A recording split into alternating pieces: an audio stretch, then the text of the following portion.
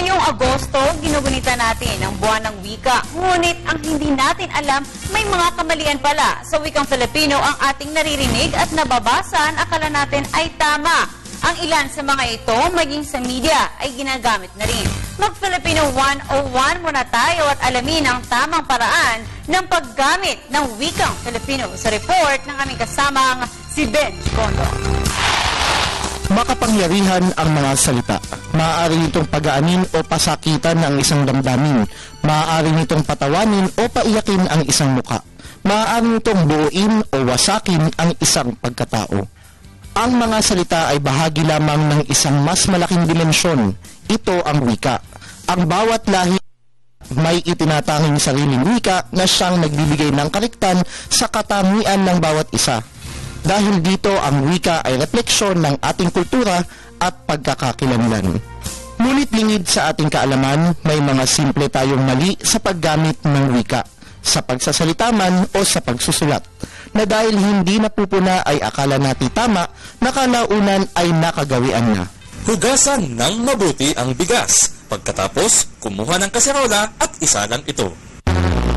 Ang nang ay ginagamit bilang isang pantukoy o preposition at pinag-uugnay nito ang pandiwa at pangalan. Ito ang dapat nasa gitna ng kumuha at kaserola. Ang nang naman ay ginagamit bilang conjunction o pangatnig. Isinasaad nito ano ginawa ang isang bagay. Pinag-uugnay naman ito ang pandiwa na hugasan at pang-abay na mabuti. Ang mas nakababahala maging ang media na isa sa mga gabay ng lipunan sa maraming bagay ay hindi napapansin ang ilang kamalian sa paggamit ng wikang Filipino. Yan muna ang pinaka-latest na balita tungkol sa pagragasa ng bagyo. Samantala, silipin naman natin ang daloy ng trapiko. Mali na naman. Ang salitang pinaka sa Filipino ay katumbas na ng superlative degree sa Ingles. Pwede nang sabihing latest o pinakahuli. Mali rin ang daloy ng trapiko dahil ang trapiko ay nangangahulugang daloy. Sa usapang kalsada, daloy ito ng mga sasakyan. Daloy, ulan.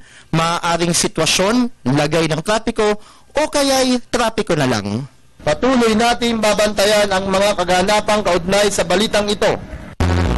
Maling-mali. Ang kaganapan ay may kahulugang kabuuan, wholeness, completion.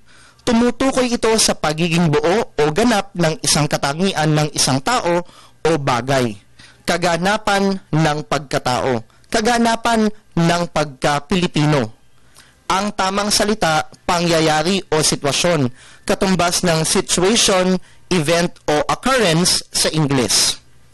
Maaaring hindi natin ikayayaman ang pagiging bihasa sa wika, ngunit sa pamamagitan ng wastong balarila, mabibigyang pugay natin ang wikang tunay na sa atin bilang isang lahing dakila at malaya.